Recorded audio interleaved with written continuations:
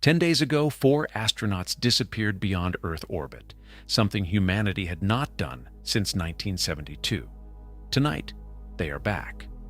The Artemis II crew has just splashed down safely in the Pacific Ocean west of California after traveling nearly 700,000 miles through deep space inside NASA's Orion spacecraft.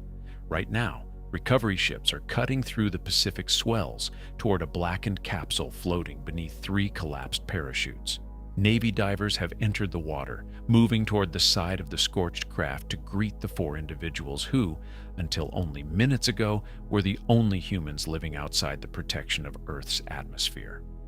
But the landing is only the final chapter of a journey that began 10 days ago. This is the story of what actually happened during each day of the mission. Day 1.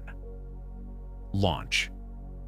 On April 1st, 2026, the silence of the Kennedy Space Center was shattered by a force of nature, engineered by human hands. As the Space Launch System ignited, it produced 8.8 million pounds of thrust, a violent awakening that made it the most powerful rocket launch since the Saturn V. Inside the Orion capsule, the crew felt the immense weight of the ascent. They were being pushed into their seats by 3 to 4 times the force of Earth's gravity. In these opening minutes, their own bodies felt like lead, a physical tax paid to escape the planet's pull.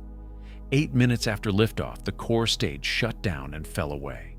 The roar vanished, replaced by a sudden, jarring silence. The astronauts were officially in orbit. Looking back through the portholes, they watched Florida, then the continent, and finally the entire curvature of the Earth shrink away with haunting speed as Orion separated from its rocket stages. They were no longer passengers of the world, they were travelers of the void. Day 2. Leaving Earth behind. The second day was defined by the trans-lunar injection burn. Orion's engines fired with surgical precision, accelerating the spacecraft to roughly 22,000 miles per hour. At this velocity, the craft could cross the entire United States in just 7 minutes. But as the speed increased, the sensation of movement disappeared. Inside the cabin, the crew began the task of adapting to microgravity, which alters the body in strange ways. Without gravity to compress the joints, the spine expands slightly. By the second day, each astronaut was nearly 2 inches taller than they were on the launch pad. This internal shift was joined by space face, a puffiness caused by fluids migrating toward the head. In this environment, the mundane becomes complex. Objects must be tethered at all times, as even a stray pen becomes a floating hazard. As night fell, marked only by the mission clock, the crew zipped themselves into sleeping bags attached to the walls, drifting toward a destination 240,000 miles away. Day 3. Crossing the radiation belts.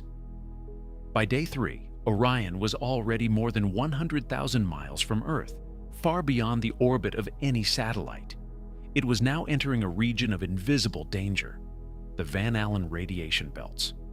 These are vast zones of high-energy charged particles trapped by Earth's magnetic field. While the spacecraft's hull is reinforced to act as a shield, the mission's trajectory was specifically designed to pierce the thinnest layers of these belts to minimize exposure. The astronauts continued to grapple with the space cold, the congestion caused by fluid shifts. Every swallow felt different, and every movement required a retraining of their inner ear. Despite these internal shifts, the spacecraft remained a beacon of stability. The crew performed constant checks on the radiation sensors, confirming that their passage through the most radioactive part of the journey was a success. They were now officially in the deep space environment. Day 4. The quiet of deep space. 4 days in, the Earth no longer filled the sky. From the windows, it was a small blue disk floating in absolute blackness. Although the Orion capsule is small, it contains roughly 60% more living space than the Apollo modules of the past, allowing the 4 crew members to move without constantly colliding. The silence here is profound. Away from the constant radio chatter of low Earth orbit, the crew focused on the logistics of survival. They managed a pantry of 180 different food options, from rehydratable soups to thermostabilized meals. Much of Day 4 was dedicated to housekeeping, scrubbing carbon dioxide from the air and checking the life support systems that kept the vacuum of space at bay.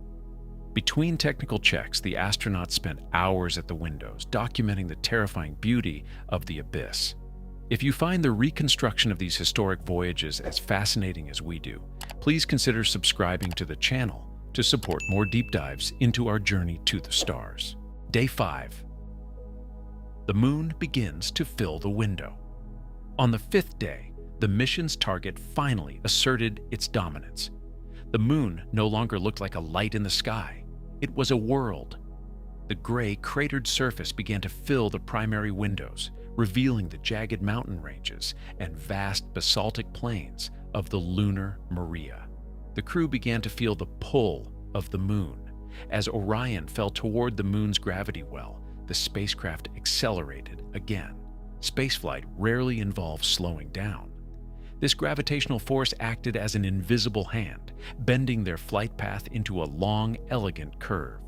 Though the moon possesses only a fraction of Earth's gravity, it was strong enough to redirect the multi-ton spacecraft without the use of a single drop of fuel. The astronauts were now caught in the moon's grip. Day 6. The lunar flyby. Day 6 was the most transformative period of the reconstruction. Orion swept within 4,000 to 6,000 miles of the lunar surface. For the first time, human eyes looked down upon the lunar far side, the hemisphere forever hidden from Earth. They saw a landscape vastly different from the one we see from our backyards. The far side is a battered, chaotic expanse of white highlands and overlapping impact craters. At this distance, the physics of communication became apparent. Signals from Earth now took nearly 3 seconds to reach them. As the spacecraft ducked behind the moon, a total radio blackout occurred. For several minutes, the astronauts were completely unreachable. No radio, no telemetry, nothing but the silence of space. Then, emerging from the dark, they witnessed the Earthrise. Seeing the vibrant Earth climb over the desolate lunar horizon remains the most profound psychological experience of the mission. Day 7. The farthest humans have traveled in decades. On the 7th day, Orion reached its peak distance from Earth, 252,000 miles. Not since 1972 had a human being stood this far from their home planet. At this distance, the Earth looked fragile, an isolated sphere of color in an otherwise empty universe. The stars do not twinkle in the void. They are steady, unblinking points of light. This day was dedicated to testing long-range systems and the spacecraft's resilience in the extreme thermal environment of deep space. They were at the very edge of the tether, proving that humanity could once again navigate the deep ocean between the stars. Day 8. Gravity turns them toward home. The return to Earth did not require a massive engine fire. Instead, the mission utilized a free return trajectory. The moon's gravity had acted as a giant slingshot, whipping the Orion around its far side and aiming it back toward the Earth. Day 8 was a day of transition. The moon began to recede, and the Earth began to grow larger. The astronauts spent the day monitoring their arrival corridor with extreme focus. Even a tiny error in trajectory could cause Orion to skip off Earth's atmosphere like a stone across water, sending the crew back out into space permanently. The trajectory remained perfect. Gravity was bringing them home. Day 9. Preparing for the atmosphere. As they closed the distance to Earth, Day 9 was spent in a state of rigorous preparation. The crew had to secure the cabin for the violent forces of re-entry. They stowed every tablet and every camera, knowing that anything left floating inside the cabin would suddenly gain weight again the second they hit the air. The technical focus turned to the heat shield. Constructed of an ablative material called avcoat, it was designed to char and erode, carrying away the immense heat of re-entry. The crew ran through the final checklist for the parachute deployment systems and checked the navigation sensors. They were about to trade the silence of the void for the roar of the atmosphere. Day 10. The return to Earth. The final hours were a descent through fire. Orion hit the upper atmosphere at 25,000 miles per hour. Instead of plunging directly into the atmosphere, Orion performed a skip re-entry maneuver, briefly skipping along the upper atmosphere before descending again. This reduced the intense G-forces on the crew and allowed for a more precise landing. The friction generated temperatures of 5,000 degrees Fahrenheit against the heat shield. Outside, the air was ripped apart into a glowing shroud of plasma, cutting off radio communication in a final tense blackout. Inside the cabin, gravity returned as a crushing force. After the deployment of the drogues and the 3 massive main parachutes, the capsule finally splashed down. The mission of Artemis II has proven that we are no longer a species confined to low Earth orbit. It has confirmed that the Orion spacecraft can sustain human life in the most hostile environments, and that the path is now clear for Artemis III to return humans to the lunar surface. For 10 days, 4 astronauts carried humanity beyond Earth once again, and tonight they are home.